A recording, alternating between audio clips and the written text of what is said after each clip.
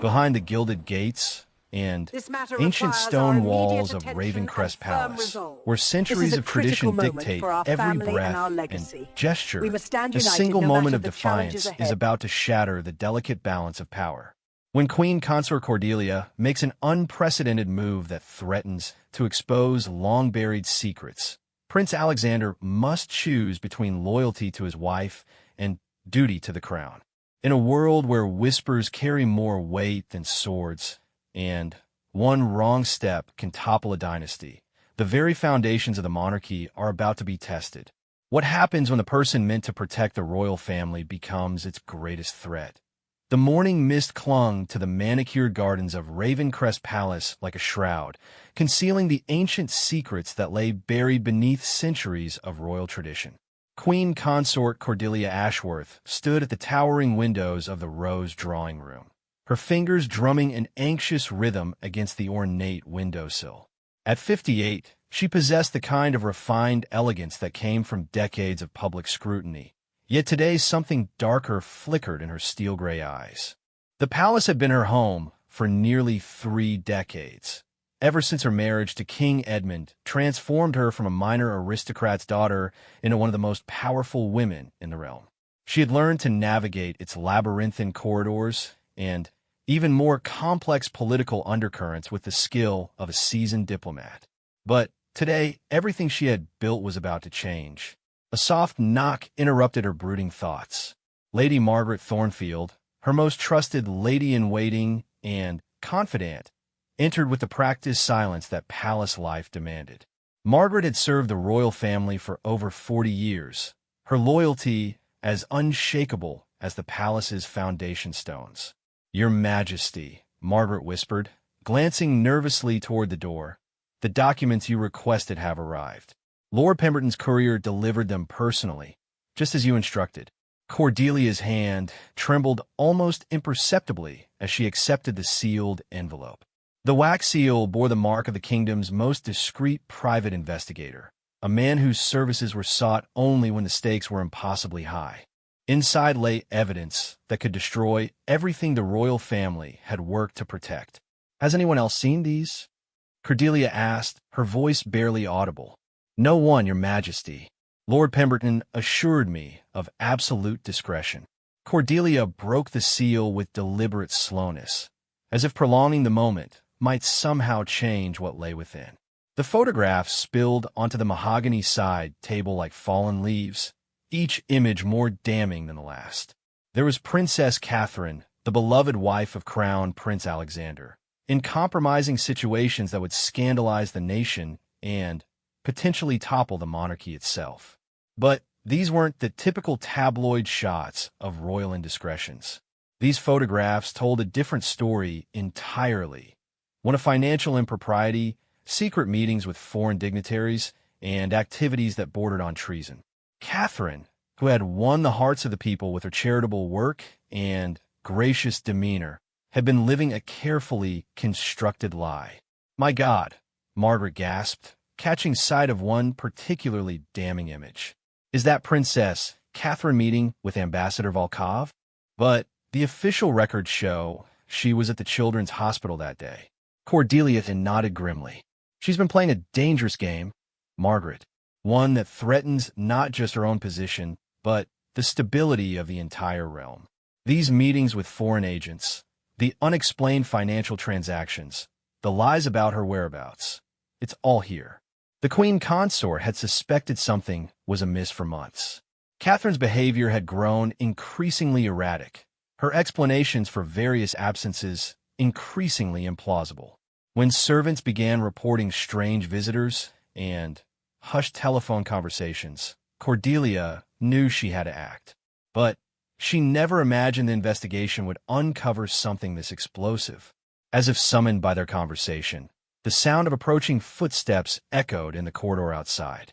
Cordelia quickly gathered the photographs, stuffing them back into the envelope just as Prince Alexander appeared in the doorway. At 35, he possessed the kind of noble bearing that seemed bred into his very bones. But today his usual confident demeanor was clouded with concern. "Mother," he said, his voice carrying the weight of barely contained frustration, We need to talk. There are rumors circulating about Catherine, whispers in Parliament that could prove damaging if they spread. Cordelia studied her stepson's face carefully. Alexander had always been protective of his wife, perhaps too protective. His love for Catherine had blinded him to her faults, and now that blindness threatened to destroy everything his family had built over generations. "What kind of rumors?" she asked, though she suspected she already knew. Questions about her recent absences, speculation about her health, suggestions that she's not fulfilling her royal duties. The Prime Minister called this morning, expressing his concerns about public perception. Alexander moved to the window where his stepmother had been standing, gazing out at the gardens where he and Catherine had walked just days before, planning their upcoming tour of the Commonwealth nations. The irony wasn't lost on him. They had been discussing how to strengthen international relationships, while Catherine was potentially undermining them through her secret activities. "Alexander," Cordelia began carefully, "what if I told you that these rumors might have more substance than you realize?" He turned sharply, his blue eyes flashing with the kind of anger that had made his ancestors legendary on medieval battlefields. "I won't listen to palace gossip about my wife. Catherine has given everything to this family, to this country. She's sacrificed her privacy, her freedom, her very identity to serve the crown. And what if she's been serving other masters as well?" The question hung in the air like a death sentence.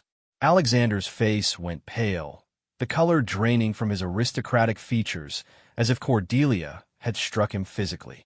For a moment, the only sound was the ticking of the ornate grandfather clock that had been counting royal moments for over 2 centuries. "You're suggesting my wife is a traitor," he said, his voice deadly quiet. Cordelia made a decision that would change everything. She withdrew the envelope from where she had hastily concealed it and placed it on the table between them. "I'm not suggesting anything, Alexander. I'm showing you the truth." With trembling fingers, he opened the envelope and began to examine its contents. Each photograph, each document, each piece of evidence struck him like a physical blow. His wife, the woman he loved more than his own life, the future queen of the realm, had been systematically betraying everything they stood for. The first photograph showed Catherine entering a nondescript building in London's financial district, a building that housed several shell companies with ties to foreign intelligence services. The timestamp indicated she was supposed to be visiting sick children at Great Ormond Street Hospital.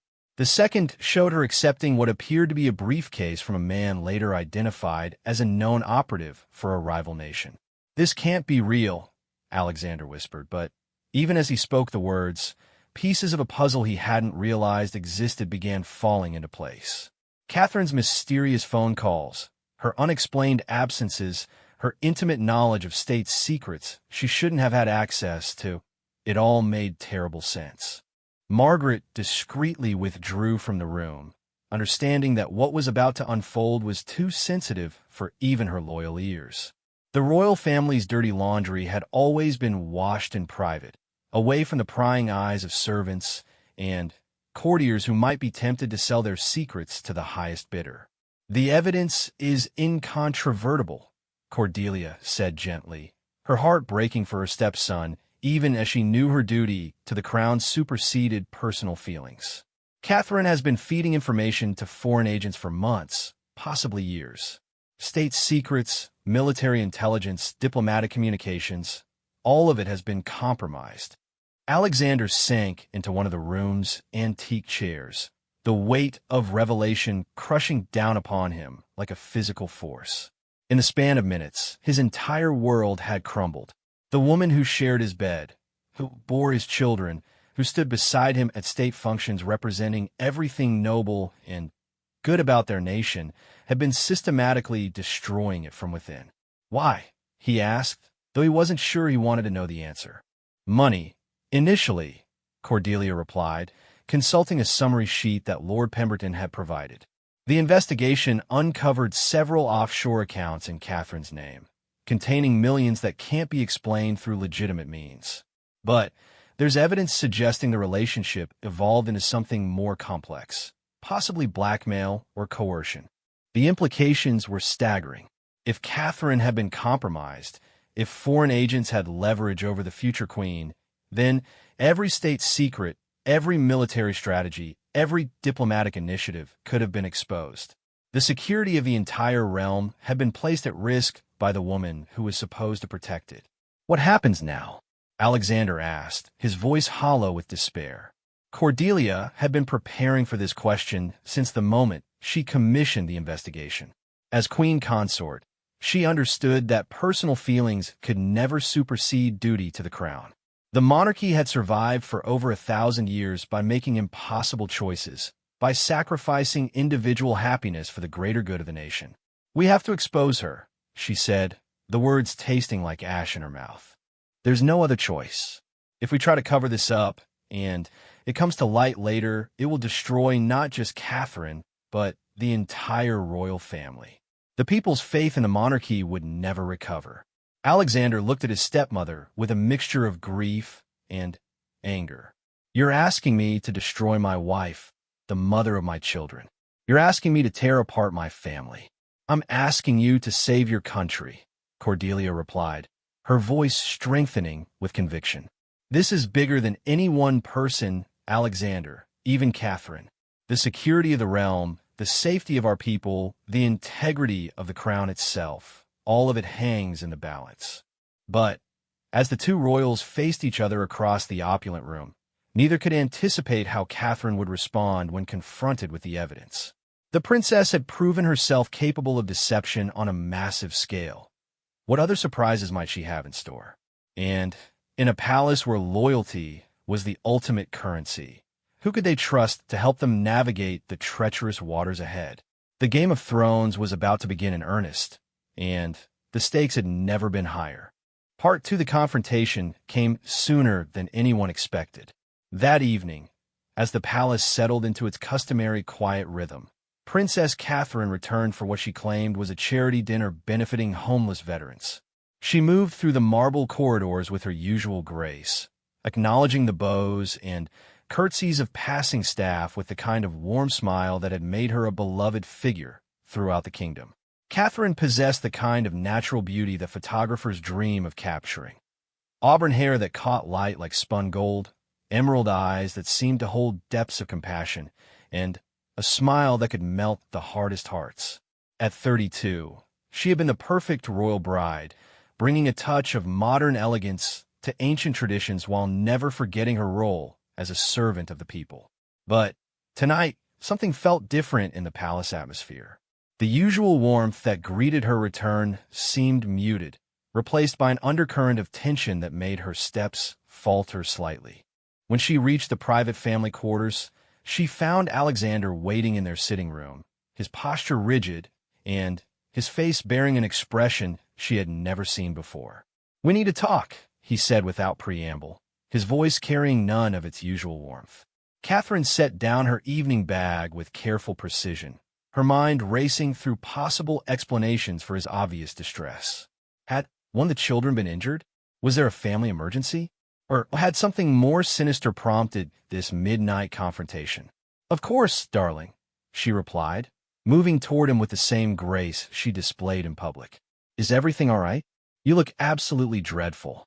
Alexander gestured toward the coffee table where Lord Pemberton's envelope lay open, its contents spread across the polished surface like evidence in a courtroom. Catherine's trained I took in the photographs and documents in a single glance, and for the briefest moment, her composure cracked. It was barely perceptible, a slight tightening around her eyes, a barely audible intake of breath, but Alexander caught it. "I can explain," she began, but Alexander raised his hand to silence her. Can you? Can you explain why you've been meeting with foreign agents while lying about your whereabouts? Can you explain the millions of pounds in offshore accounts that trace back to you? Can you explain how you've been systematically betraying everything this family stands for?" Catherine moved to the window, her silhouette framed against the moonlit gardens beyond. For a moment, she looked like a tragic heroine from one of the classical paintings that adorn the palace walls. When she turned back to face him, her expression had transformed from surprise to something far more dangerous: cold calculation. "You want the truth, Alexander?" The truth is that I've been trying to save this monarchy from itself. Do you have any idea how precarious our position really is? How close we are to becoming completely irrelevant in a world that's moving beyond hereditary privilege. Her words struck him like physical blows. This wasn't the woman he had fallen in love with, the gentle soul who had wept at their wedding when she promised to love, honor, and serve. This was someone else entirely. Someone who spoke of the crown as if it were a business venture requiring strategic management rather than a sacred trust. Those meetings you're so concerned about, Catherine continued, her voice gaining strength. They were negotiations, discussions about how to position the monarchy for the future, how to secure our relevance in a changing world. The money you're questioning represents investments in that future. Investments. Alexander's voice rose despite his efforts to maintain control. You call selling state secrets an investment? You call betraying military intelligence a negotiation. Catherine's laugh was bitter and unfamiliar. Oh, Alexander, you're still so naive. Do you think the monarchy survives on ceremony and tradition alone? Do you think we maintain our position by cutting ribbons and visiting hospitals? Real power requires real information, real connections, real influence. I've been building those connections while you've been playing at being a prince. The accusation hung between them like a sword. Alexander felt as if he were seeing his wife clearly for the first time, and what he saw terrified him. The woman he had loved, the mother of his children, had been systematically manipulating not just him, but the entire royal family and, by extension, the nation itself. The children, he whispered, suddenly, understanding the full scope of her betrayal. What about our children? What kind of legacy are you leaving them? For the first time since the conversation began, Catherine's mask slipped completely. Her composure cracked, revealing something vulnerable and desperate beneath the cold calculation. Everything I've done has been for them, for their future.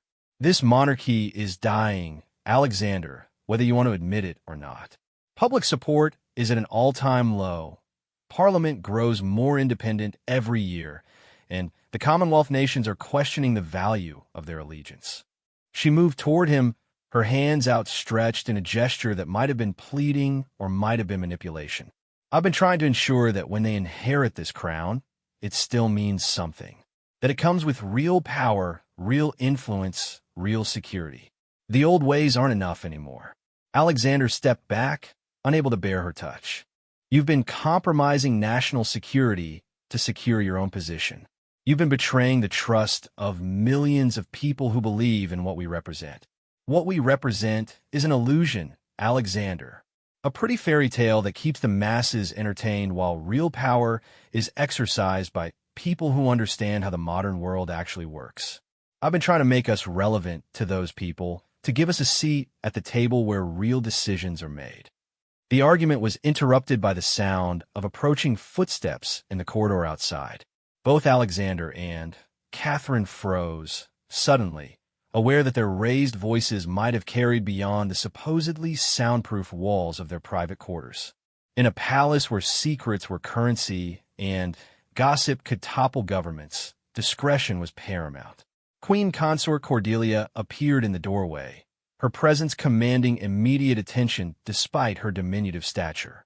She had changed from her earlier formal attire into a simple but elegant dress that somehow made her appear even more formidable. Behind her stood Lord Pemberton himself, a thin, hawk-faced man whose very presence signaled that the situation had moved beyond family disputes into matters of state security. "I'm sorry to interrupt," Cordelia said, though her tone suggested she was anything but sorry, "but this conversation affects more than just your marriage. Lord Pemberton has additional information that requires immediate attention." Catherine's face went pale as she recognized the investigator.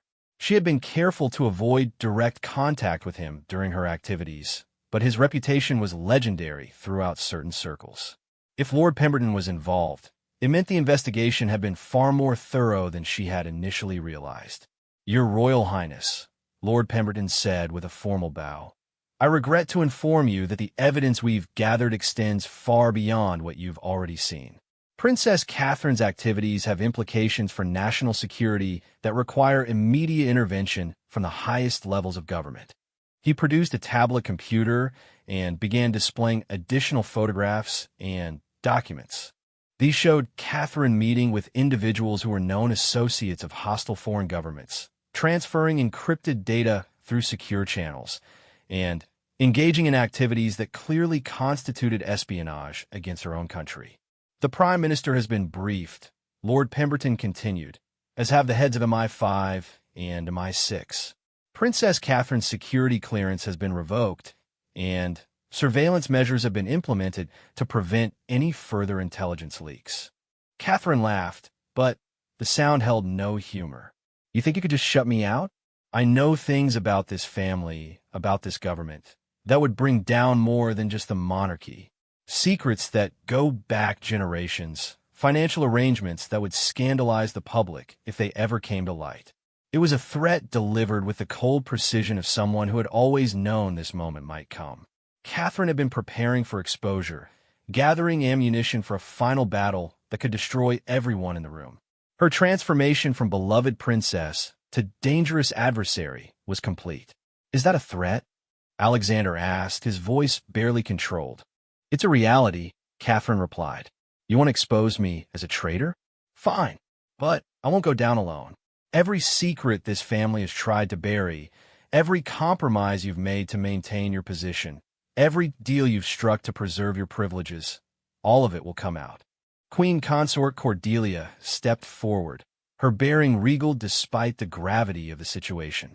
"Then, you forced our hand completely. This is no longer about protecting the family's reputation or managing a scandal. This is about protecting the realm itself from someone who's proven they'll stop at nothing to achieve their goals." The battle lines were drawn. On one side stood the royal family, represented by Cordelia and Alexander, fighting to preserve not just their position but the security and stability of the nation itself. On the other stood Catherine, isolated but dangerous, armed with secrets that could bring down the very institution that had elevated her from commoner to princess. But none of them could have anticipated what would happen next, as forces beyond the palace walls began to take notice of the growing crisis within the royal family. Part 3: The emergency meeting convened at dawn in the palace's most secure conference room, a windowless chamber deep within the building's heart where state secrets had been discussed for centuries. Prime Minister Harrison Webb sat at the head of an oval table that had witnessed declarations of war, peace treaties, and constitutional crises that had shaped the nation's destiny.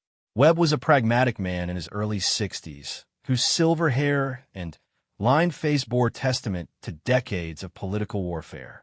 He had served through 3 different monarchs and understood better than most that the crown's stability was essential to the country's continued prosperity and security.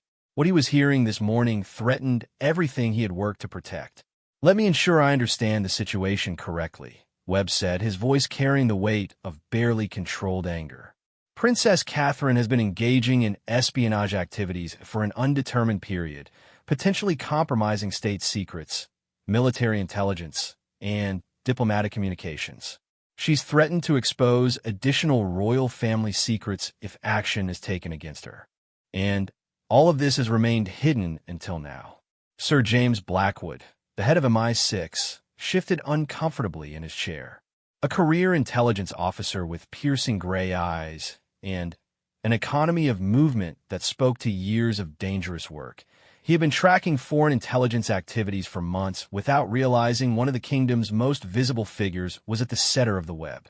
"The scope of the breach is still being assessed," Sir James reported. "Our preliminary analysis suggests that Princess Catherine had access to classified material through multiple channels. Her husband's briefings, state dinners where sensitive topics were discussed, and documents that were carelessly left accessible in the royal quarters." Alexander sat in stunned silence, still processing the magnitude of his wife's betrayal. Less than 12 hours ago, he had been planning their upcoming tour of Canada and Australia, excited about showing their children the broader Commonwealth family.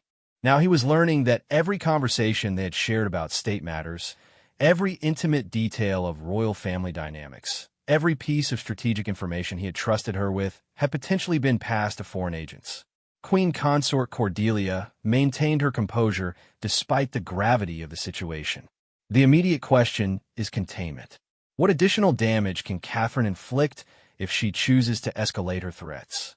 Lord Pemberton consulted his files with the mechanical precision of someone accustomed to dealing in life and death secrets. Her threats appear to center around financial irregularities dating back several decades, including offshore investments, tax arrangements, and funding sources for various royal activities that might not withstand public scrutiny. Additionally, she claims knowledge of previous intelligence sharing arrangements that could embarrass current and former government officials. The implications were staggering. The royal family had always maintained a careful balance between their public role and private financial necessities. Like any institution with global reach and massive operational costs, creative financial management had sometimes been required to maintain their position while serving their constitutional duties.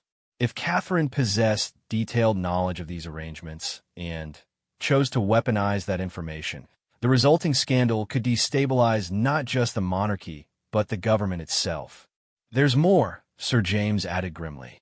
"Our investigation has uncovered evidence that Princess Catherine may not have been acting entirely alone. Communications intercepts suggest she was in contact with a network of individuals, some within the government itself, who were facilitating her activities." Prime Minister Webb's face darkened. The possibility of a broader conspiracy involving government officials elevated the crisis from a royal family scandal to a matter of national security that could threaten the very foundations of the state. "Who?" Alexander asked, though he wasn't sure he wanted to know the answer. "We're still analyzing the data, but initial findings suggest connections to individuals within the Foreign Office, the Treasury, and possibly Parliament itself. People who would have had access to the kind of information that Catherine was apparently sharing with foreign contacts."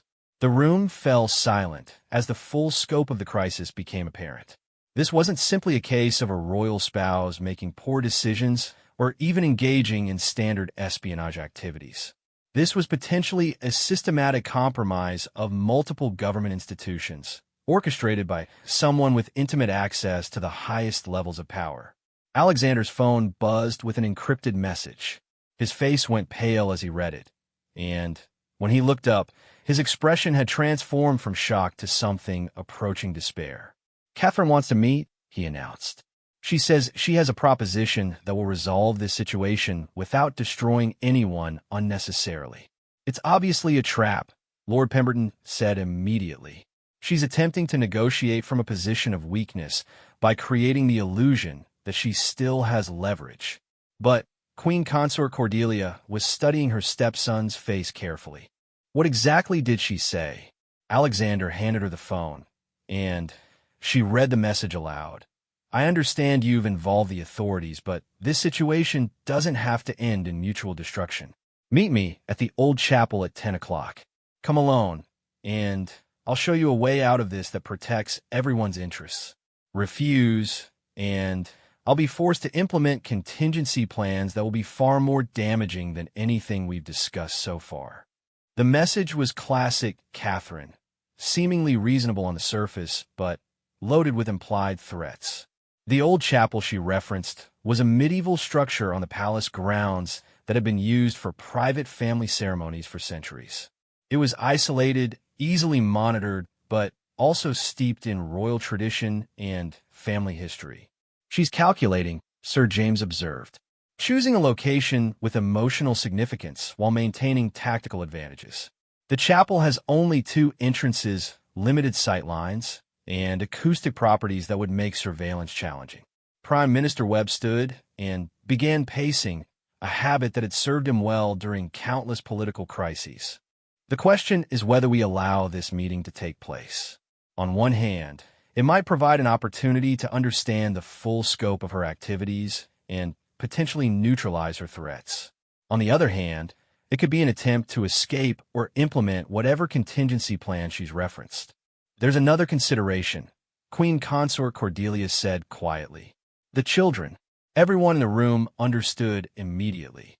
Princess Catherine was the mother of the kingdom's future heirs, children who were innocent of their mother's crimes, but who would bear the consequences of whatever action was taken.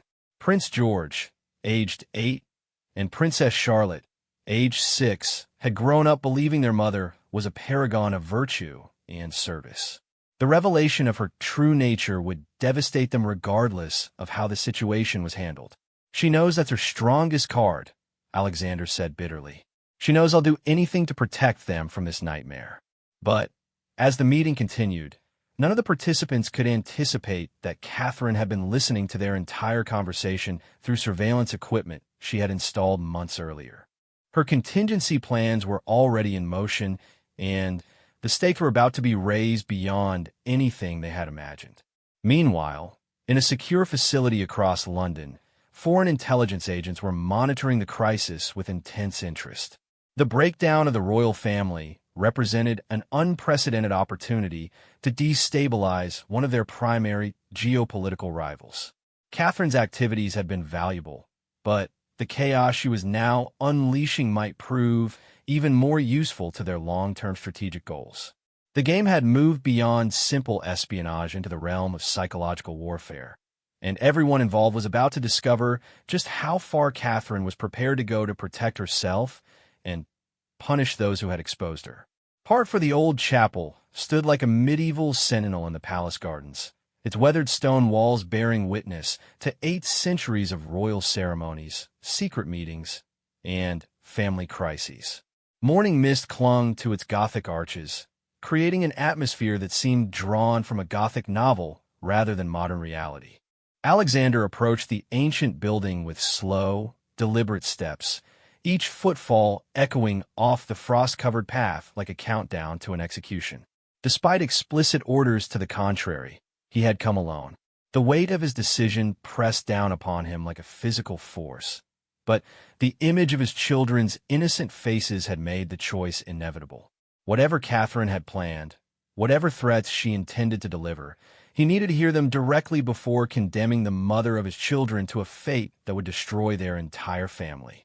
The chapel's heavy wooden door, carved with intricate religious scenes by medieval craftsmen, stood slightly ajar. Alexander paused at the threshold, understanding that crossing it would mark a point of no return in his relationship with Catherine and possibly with the crown itself.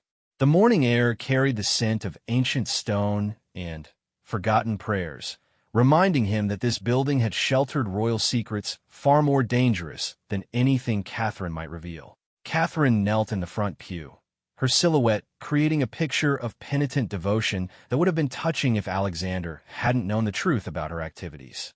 She wore a simple black dress that emphasized her pale skin and auburn hair, looking more like a grieving widow than a woman who had systematically betrayed her country. "Thank you for coming," she said without turning around, her voice echoing off the vaulted ceiling. "I wasn't certain you would have the courage."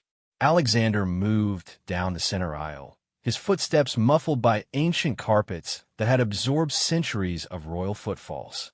"You mentioned a proposition. I'm here to listen, nothing more." Catherine finally turned to face him, and he was shocked by the change in her appearance. Dark circles shadowed her eyes. Her skin had taken on an unhealthy pallor, and there was something desperate in her expression that he had never seen before. This was a woman who had been pushed to her absolute limit, and that made her more dangerous than ever. "Sit with me," she said, patting the wooden pew beside her. "For old time's sake, if nothing else." Against his better judgment, Alexander sat down, maintaining careful distance between them. The chapel had been the site of their private wedding blessing, an intimate ceremony for family only that had followed their grand public wedding at Westminster Abbey. They had knelt at this very altar, promising to love and protect each other through whatever challenges royal life might bring. The irony of their current situation was almost unbearable. "Do you remember what you said to me here on our wedding day?" Catherine asked, her voice soft with what might have been genuine emotion or carefully calculated manipulation. "I remember promising things that I thought would last forever," Alexander replied, his voice heavy with grief for the relationship that had died, even if the woman beside him still lived. Catherine reached into her purse and withdrew a small digital device that Alexander didn't recognize. She placed it on the space between them with the careful precision of someone handling an explosive. "This contains everything," she said simply. "Every transaction, every meeting, every piece of information I've shared, every secret I've uncovered about our family and the government. Complete files on financial arrangements that go back decades, intelligence sharing agreements that would embarrass 3 different prime ministers, and personal information about royal family members that would destroy their reputations permanently." Alexander stared at the device as if it were a venomous snake. "What are you proposing?" "A trade," Catherine said, her voice gaining strength. "I disappear quietly, officially, due to a nervous breakdown brought on by the pressures of royal life. I retire to private life, perhaps in a nice Commonwealth country where the climate agrees with my delicate constitution. In return, this device and all backup copies are destroyed, and no one ever learns the full extent of what I know or what I've done. And our children would understand that mommy needs to go away for a while to get better, but that she loves them very much and will always be thinking of them. They would grow up believing their mother was a victim of circumstance rather than learning the truth about what she really is." It was a tempting offer in many ways. The scandal would be manageable, the security breaches could be contained, and the children would be protected from the devastating truth about their mother. But Alexander also understood that accepting Catherine's terms would mean allowing a traitor to escape justice while potentially leaving the door open for future blackmail attempts. "How do I know you don't have additional copies hidden elsewhere?" he asked. Catherine smiled, and for a moment she looked like the woman he had fallen in love with years earlier. "You don't. Just as I don't know whether you're recording this conversation or whether there are surveillance teams positioned around this building right now. We're both operating on faith, Alexander. Faith that the other person wants to minimize the damage to everyone involved." Before Alexander could respond, his phone buzzed with an emergency alert. The message, sent simultaneously to every member of the government security apparatus, was brief but devastating. Foreign intelligence services have obtained and are preparing to release classified royal family financial documents. Publication expected within hours. All security protocols now in effect. Catherine's expression didn't change, but Alexander caught a flicker of something in her eyes that might have been satisfaction or might have been fear. "It appears your decision window has closed," she said quietly. "You leaked the information yourself," Alexander realized, his voice filled with a mixture of admiration and horror at her ruthless efficiency. "This entire meeting was a distraction while you implemented your contingency plans." "Insurance," Catherine corrected. "I needed to ensure that my proposal would be taken seriously. Now you understand that this situation is going to explode publicly regardless of what happens to me. The only question is whether the royal family faces this crisis united, with a believable cover story, or divided, with the truth about everyone's activities coming to light." The sound of vehicles approaching at high speed could be heard even through the chapel's ancient walls. Alexander's security detail, along with government agents who had been monitoring the situation, were converging on their location. The private conversation between husband and wife was about to become a very public arrest. "Last chance, Alexander," Catherine said, standing and smoothing her dress with the same composure she had displayed at countless state functions. "Accept my proposal, and we both survive this. Refuse, and we all burn together." Alexander looked at his wife, really looked at her, perhaps for the final time. The woman who had borne his children, who had stood beside him at ceremonial functions, who had shared his bed and his secrets and his dreams for the future, was gone. In her place stood a stranger who had systematically destroyed everything he had believed in and was now offering him a choice between survival and justice. The chapel door burst open as armed agents flooded into the sacred space, their modern weapons and tactical gear creating a jarring contrast with the medieval surroundings. Catherine raised her hands slowly, the gesture of surrender undermined by the small smile playing at the corners of her mouth. "Princess Catherine," the lead agent announced formally, "you are under arrest for violations of the Official Secrets Act conspiracy to commit espionage, and treason against the crown.